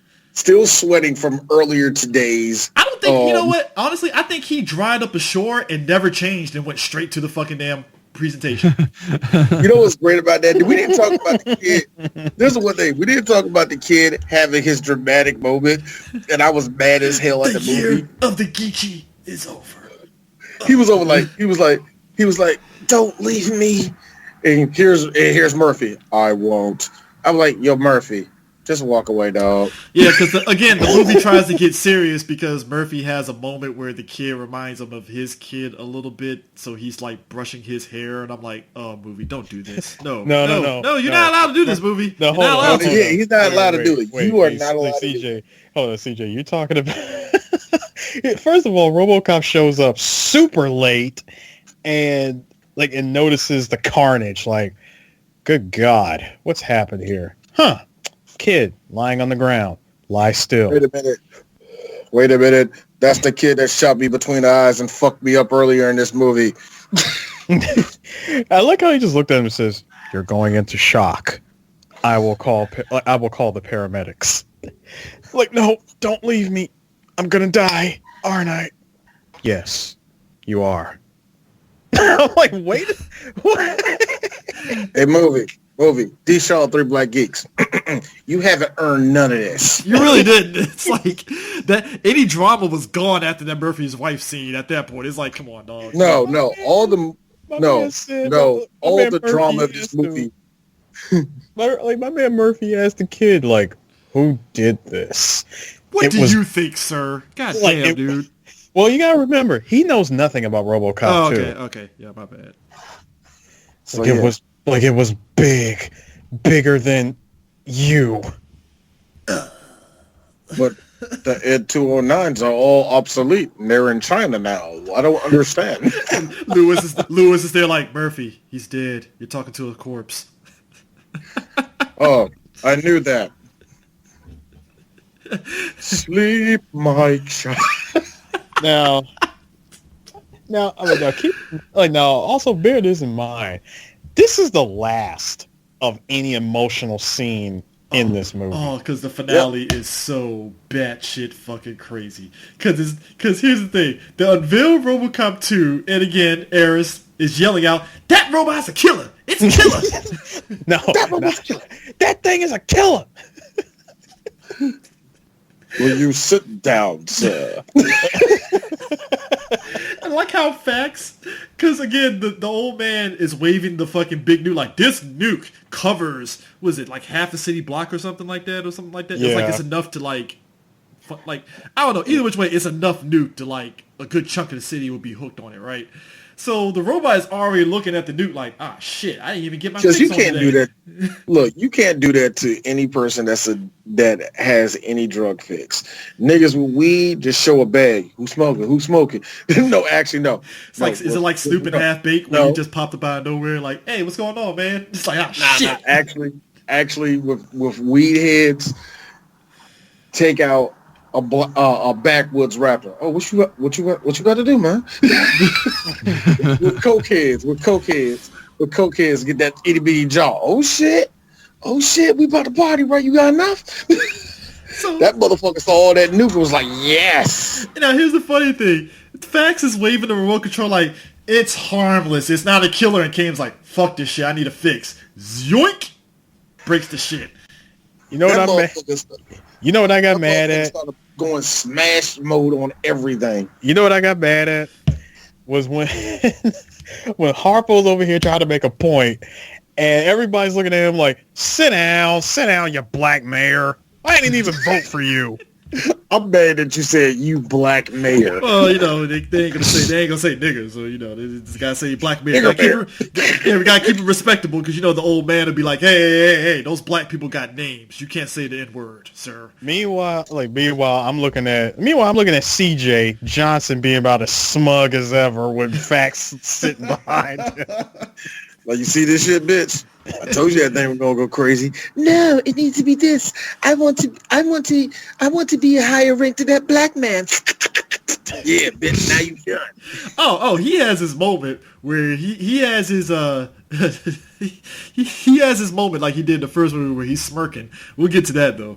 But yo, Cain busts out the fucking machine gun. It doesn't work. He breaks the remote control and starts shooting everybody. And that's on top of... I love how he simply... And he took the remote control like it was nothing. Like, activated it, breaks it, done. She's like, what are you talking about? This thing operates on a remote control. Cain looks at it. Oh, yeah? Yoink. Should have put that shit in front of me. Dumb bitch. You know what? Here's my thing. Just real talk. You would think they would unarm that thing before unveiling it. You know what I mean? It's OCP. They're cocky. All right. You will also think, and just they're not cocky. They're stupid. Okay, they are. Yeah. Can I also say for the record?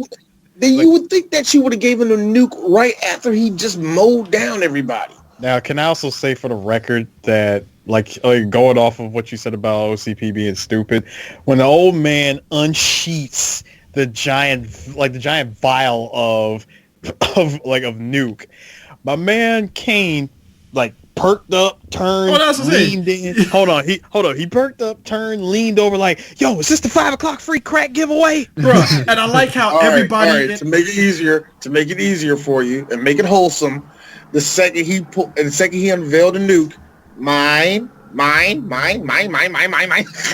Yo, I like how everybody in the audience was like, hey, that robot is looking at that nuke like he wants to really take it. What's going on there, dude? Hey man, I think why that nigga itching, man? Yo, but here's the thing, Robocop. Yeah, that robot might as well have been scratching his head. Yeah. Yo. Hey, I see you got that nuke right there. Like, you don't gotta hold it. You can just give it to me. I'll dispose of it. You know what I'm saying? Give it to the motherfucker. Now notice that when Cain is reaching out to try to take the take that whole case of Nuke, right? Again, CJ, Johnson turns and look right back at Fax like, you didn't do what I think you did you? You got this thing. You got no. Really imagine that. Think about it. Let's think about it. You have a robot. Just imagine, Chris. You have a Gundam that has the brain of Pookie off of New Jack City. Why would you do that? Again, she thought that was the only that was the only way of controlling him, because otherwise, you put Cain in a robot, he's gonna go renegade like he does in this movie, like he does on here. And again, when you think that everything is supposed to go off without a hitch, old man's looking at facts. Will you turn this thing off? I'm trying. I'm trying. I can't. He won't turn off. How about I suck your dick? You forget about this, right? Right? We can do that again. We can do that again. Man, again. I said I suck your dick. Look, here's John. Look, here's Chris. Here's Chris in that movie. Again? I'm sorry, it was a once? Right? No, but this is where it gets wacky. Cain is mowing down everybody. Robocop has like the huge exploding gun that runs out of bullets, and then he goes back to the default gun. And which was funny because that thing gave off 3 good shots, and all of a sudden, put it out. I'm like, great. Robocop is like me when I play Call of Duty. I like how he fired off 3 shots and then didn't even put a dent in Robocop too. I mean, and the thing of it is, Cain, like Robocop shoots the fucking the grenade launcher on the shoulder, so that's like the only damage Robocop really does before the end. Yo, what are these things made out of? Gundanium, man? What the fuck, yo?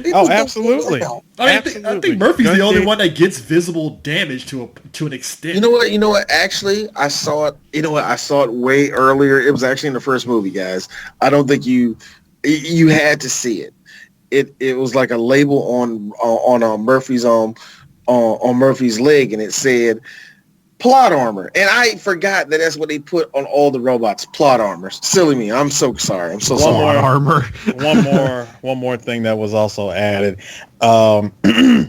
We get the RoboCop 2 equivalent of "I was frozen today." Old man screaming, "Behave yourselves!" I'm like, dog, you really think you're gonna stop that by yelling? Like, come on, dog. Dude, that had the same exact effect of an old substitute teacher telling all the 14-year-olds to sit the fuck down. It did nothing. It's like, old man, shut the fuck up. We're gonna keep doing this shit. No, but the part that had me rolling. So Murphy. Hey CJ, no, you got it wrong.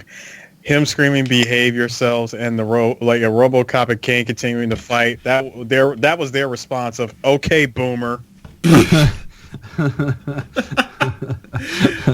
or homegirl from New Jack City. Well, sit down, Grandpa. But so RoboCop gets to the elevator shaft and he shoots the thing and he goes up to like the top of the elevator. And I like how Cain was like, "Oh, you really think that's gonna stop? You really think that's gonna stop me?" Like, nope. There were 4 parts in here where the stop motion made the movie way more goofier than it needed to be, and Cain literally climbing up the elevator shaft was one of Do you like the one where they're hanging on the roof and it's clear stop motion and RoboCop's like, "You're coming down with me, Cain," and they fall down in the stop motion like, No, you know what made it worse actually, Chris? You heard this. Look, people who don't remember that movie like this, I am not joking. The second they both fell off the roof. Yeah, there's a lot of cartoon sound effects. It goes Looney Tunes. It literally goes Wild E. Coyote Roadrunner level of like Looney Tunes of like wacky. Now, I'm glad they did keep this real. Not only did they hit the ground, but they went through the ground and went down to a couple a gas line, apparently. Something like that. Yeah. Hey guys, you know the other part that was really good was finding out that Cain's weaponry. My man has an extended battering ram. Bruh, this dude, like, he really is RoboCop too. No, I'm sorry. Sorry. He doesn't have that. He has Sentinel's rocket punch. I mean... And the best part about it was it made that same anvil land that it does in the Looney Tunes cartoon. The little boom, and he went right to the wall. Oh! By the way, Cain has 4 arms. So this dude is Robo-Goro, got a machine gun. Yeah. I guess, you know what, guys? I guess we're right. Cain probably did have a dick. We just didn't know it. I mean, what doesn't he have at this point? The dude has a blowtorch. I'm like, No. dog, What does and Chris? You said what doesn't he have? A proper LED screen. I can tell you that much. Wah wah. this dude, let me tell He you ain't something. got. Look, hold on. I'm sorry. Does he got a USB port on there? He don't. You need to shut the fuck up. Hey, apparently Cain got halogen lights. That's how he was able to mow down them dudes in that fucking factory, too. Forgot to mention that, by the way. I also like that he has a mini version of Old Painless from Predator, and it doesn't run out of bullets. I know. It doesn't. It really doesn't, man.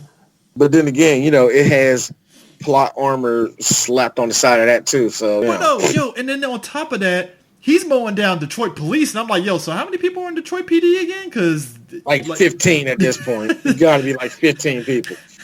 I mean, because you talk about the ones from the warehouse that might have got injured, and maybe they might show up for the ceremony and stuff, maybe if you're lucky. So it's like, did he mow down all the police department? Like, and then Lewis has the SWAT team fucking damn tank, hits him, and he does the whole, wah, bam, and he gets hit and shit. And I was like, okay, that was a little goofy. No, it didn't make sense. No, the goofy part was, wait a minute, what's Murphy doing? He's on top of the gate. Oh my God, he fell on top of the gate. Yo, and that was what's funny. He was like, let's give him what he wants. Yo, and that my God, Jim, he's on the top cage. God. It looked so goofy because everything is so stop motion, and the best part about that was when you saw his arm come up and he's trying to shoot Cain. No, D. You forgot when he's trying to line up for the jump and he does the whole hand up in the air like he's about to wind up for the jump, like he's about to jump, zzz, and go. The whole part. Look. Here's the thing. Blu-ray does not do this scene justice because it makes it look worse. There was a thing. Look, I told this to Eris a lot too long ago. When it comes to certain practical effects, Blu-ray kind of kills it. Oh, that's why I can't watch Clash of the Titans, the OG Clash of the Titans on Blu-ray. That shit fucks it up for me every time. It's like, Sometimes clarity hurts the movie. I can't do it anymore. But dog, so let me get this right. So Cain's brain is apparently easy accessible for Robocop because he just rips that shit out. I'm like, what? Exactly. Of all that hustling and tussling around, Robocop knew where his spine was to rip that thing out. And my thing was like, how did you get through the metal? Because reasons. Plot armor. Plot armor and the clear case of if it ain't broke, don't fix it. Yeah. I guess so. He fucking Mortal Kombat the shit out of his ass. Sub-Zero in his ass like pfft. And Cain was still alive in the robotic thing because Cain is doing the whole yelling when Robocop is like crushing his hand like Arr! And then bam, fucking hits his brain. And when all that happened, I was like, no, when he ripped out his brain and it was like he was all, he zoomed in on his eyeball like, don't do it. Here's me. D Shaw 3 Black Geeks. So does he have like broadband or something? Because I thought when you take the brain, you take the brain out. It's done. Well, hold on. See, first of all, you want to know how he found it? Quite easy. There's a little movie called Star Wars, and there was a port on the back of it. There was a small port. Yourself. And then when you're done fucking yourself, get a mirror to look at yourself, then fuck yourself again. How did you... No, I'm dead serious. There was a port on just below the back of his neck that exposed his spine. Actually, yes, you're wrong. Because here's Lewis.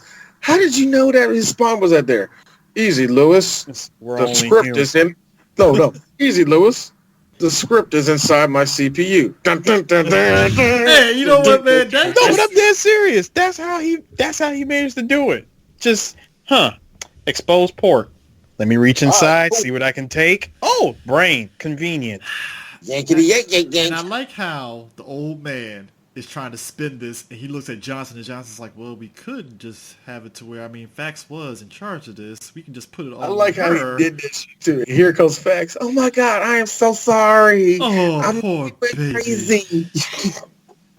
Yo, and I like how the old man looked at Johnson like, yeah, get right on that right now. Just I love how he don't know. The best part about it was when she came there and hugged him, right? He's like, oh, he looked at Johnson. Johnson, do what we said. Yo, and I like how Fax looked at Johnson like, yeah, motherfucker, I won. And I'm like, bitch, you did not win. No. No. That look he gave her was like, you ain't going to be in RoboCop 3.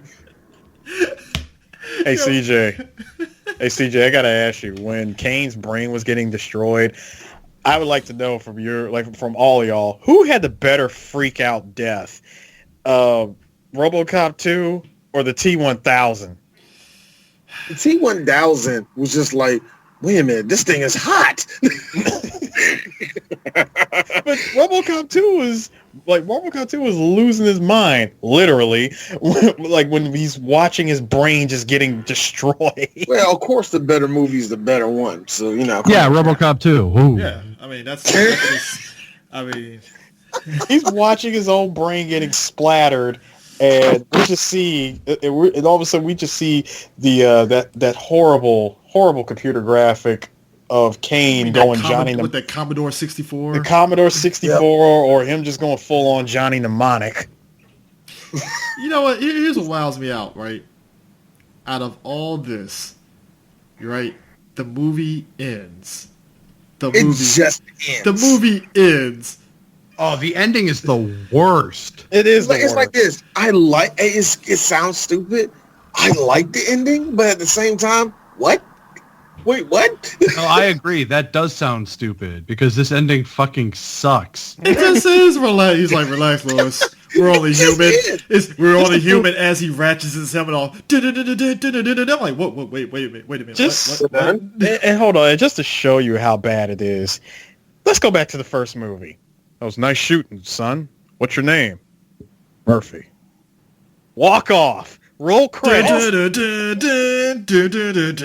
Awesome. It's an awesome ending. This one, it's so bad I like it because it just ends. It just fucking ends. Abruptly too, because the second he says it, you're thinking something else is supposed to happen. Pow, the director's name. He's like, yo, we're done. I like to say, you know what's crazy that this was Kirshner's last movie that he directed. This is a guy that what? It was? This is a guy that did Empire Strikes Back, which is beloved by everybody. Yep. Never Say Never Again, and then did RoboCop 2, and I guess he was like, you know what? I'm done. I don't know. Never Say Never Again. I mean, that's just deep. Don't go off of what I'm saying. I didn't like it like that. I mean, you want to know what he was doing? And this is gonna hit all three of us. You want to know what he was doing, CJ? No, I know what he was doing. I'm just saying. I know. No. I'm talking about after Robocop. I know what he did. We talked about it on said podcast on Deadly Ground. He was in that movie. No. What I'm getting at is throughout the fall of 2002, spring 2003, fall of 2004, and spring 2004, this man was a visiting professor at the Maryland Institute of Technology and at the University of Maryland. The guy that did RoboCop 2 was... He provided cinematography training at 2 Maryland colleges. Here's the thing. We talk a lot of shit, but there's something about experience that can teach people to do the right thing. Yeah. And yeah, you made a shitty movie, but you know more about movie making than everybody in that Correction, room. D. He made a shitty, entertaining movie. Yeah, see what I'm saying? Still. But even then, he made Empire Strikes Back. Trust me, RoboCop 2 is probably low on that list of all his accomplishments, okay? But this way, it ain't something that's going to have people saying, fuck you, man, you ruined it. It's like, oh, it was entertaining. I don't think nobody, like, now I don't know, Mo is the RoboCop guy of all of us. I know Nancy Allen hated Kushner. I remember that. Wow. How am I not surprised with it? What are we asking about RoboCop? No. now? About if Kushner was actually hated for RoboCop 2 by a lot of people. Oh, I don't know about that. I honestly, that's not a RoboCop question. That's an Irvin Kershner question, and I don't know that. Well enough. I like that you refuse to answer a question about Kershner. If it's RoboCop, oh yeah, I got answers for days. But no, that's an Irvin Kershner. I don't know. I don't know enough about him. I know, I know that he made this piece of shit. I know he directed my favorite Star Wars. That's about where it ends. Yeah. Yeah. I mean, but like, I know Peter Weller kind of like downs like RoboCop 2 because he felt like, and I mean, we've said it too, like 2 didn't have that, like, it didn't have the soul that the first one did. I know it did. Definitely didn't have an edge. Yeah, it didn't have the edge and stuff. And I know Peter Weller went on record, was like, yeah, RoboCop 2 was the thing, but I just wasn't a fan of it, like that. And you understand it and stuff because you get Frank Miller writing the script. Yeah, it's about right. Yeah, I mean, that makes a whole lot of sense why the movie is where it's at. Frank Miller had tried to do other movies like this. And this was when the time he was just writing different. Look, Frank Miller, I keep on saying, is just one of those guys that keeps getting hired because he did that one thing everybody liked. So Dark Knight Returns, that's the one. That's Dark Knight Returns, and the fact that he wrote Sin City is the only reason why people know him. To me, you know what I mean? Hey D, remember how you said earlier that the movie didn't deserve that pity, like the scene of RoboCop taking pity on Hobbs' death. Yeah. So one of the reviews, they came out and said, thank God the screenwriters didn't have RoboCop say something stupid like, look what these vile drugs have done to this innocent boy. Thank God. It could have easily did it. It could have, yeah, absolutely. I think if that was, hold on, to tell you the truth, I think if that was in the movie, we would not have gotten RoboCop 3. Oh, yeah. I think this is one of the... See, it's kind of funny. Even back then, you knew what was pretty much Nancy Reagan saying, see, these are drugs. Ooh. drugs. Everybody loves drugs. Look, I'm like Dave. Look, man. Right now with drugs, I'm just like Dave Chappelle. I have seen the horrors of opium thing, man. I have seen how people addicted to opium it's fucked up, man. I feel just like white people during the crack era. I don't give a fuck either. Can I be real with you guys? I don't give a fuck. You know what? And Mo probably is not surprised by this. I think we should be surprised by this. It is amazing that in its opening weekend, Dick Tracy on its second weekend beat out RoboCop 2. No. Not surprising. Dick Tracy, though? Here's the funny thing. It's kind of funny, guys. I kept on thinking about us doing Dick Tracy, and I keep on saying no to it. See, I like Dick Tracy, so... I do too.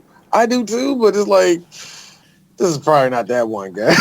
No, because to this day, I'm amazed. Because again, I guess because Disney during that time period, they were taking a lot of risk on a lot of live action stuff, and the fact that they threw Warren Beatty like so much money, like, hey, Warren, here's some money, do whatever you want. It's like, all right. The movie ain't bad, but it ain't. It's a product of the property that it's doing, basically. It's really. There's a lot of good in it, but it's just one of those things. It's just like, yeah, I don't feel like talking about it. Yeah. I got a question for Mo. Yeah. So, did you ever read Frank Miller's comic about RoboCop? No. Somebody asked me that once before. I've never. Outside of the 3 main movies of the franchise, I don't know much else about it, and frankly, I don't remember a damn thing about 3 at this point. So. I'll have to. I mean, yeah, I just remember he had a jetpack, and I thought that was stupid. So I will say the byproduct of RoboCop 2 was that around this time we got that RoboCop versus Terminator game and comic because of how popular RoboCop 2 was and stuff, which again, I think it was right after. Was it after T2? It might have been after T2. It was long. After T2, they did RoboCop versus Terminator to kind of capitalize. This is before 3 even came out and stuff. They were capitalizing on it. I just remember that was like the big crossover as a kid, like RoboCop versus Terminator. Who's gonna win? And I'm like, but the game, Terminator. I mean, but the game was just like so. It's not even a fucking question. Yeah, but when you play the game, it was literally like, oh, John Connor hired RoboCop to help the resistance against the T-800. Okay, I guess. They did a lot of crap like that, man. You remember, like, they will always say, like, all right, Alien versus Predator. The Predator is actually helping out the humans to kill the aliens. Oh, you remember Batman versus Predator, where the Predator was trying to hunt who was the best thing, and Batman ended up kind of teaming up with the Predator for whatever reason. Look, man. There was so much. Batman has had so many team ups that really only 40% of them were good. Hey kids, since we're talking about RoboCop, hey kids, around this time RoboCop teamed up with Sting in WCW, and it was cheesy as fuck. Oh my god! Yeah, Yes. I remember when that was a thing. RoboCop, Sting got rescued by RoboCop. I was done. I really couldn't believe it. Oh boy, WCW. I got a question. What made it? Hold Hold on. You know what really made it? You want to know what really made it even funnier?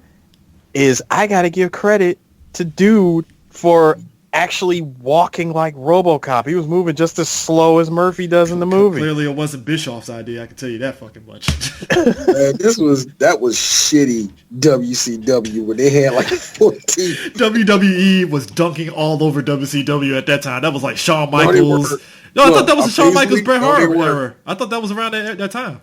Like Lex Luger was still there and all that stuff. I thought that was right around that time. Hey, dude, real talk.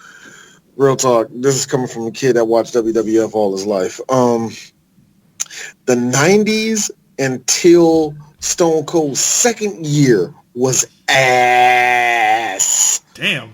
I can be really honest with you. There are some pockets where it's really, really He's fun. not wrong. There are pockets of brilliant matches. There are pockets of really, really good vignettes and promos and shit. But as a whole, Yeah, but talking about those pockets of good things here and there, that's like being a really good pizzeria in Boise. Well, of course you're the best pizzeria because you're the only game in town. like, dude, it's weird. But yeah, all right, look, one more thing to connect to Terminator. To Terminator, it's the weirdest thing, and people probably heard it when y'all went to the first RoboCop movie review that we did this month. For whatever reason, in the trailer, they used the Terminator music. I am not bullshitting you. Yeah, that was kind of Orion, weird. for whatever reason, had the rights to the song, I guess. And they're like, wait a minute, it's a cop out here. Wait a minute, stop him, get him. There's only one cop. I'm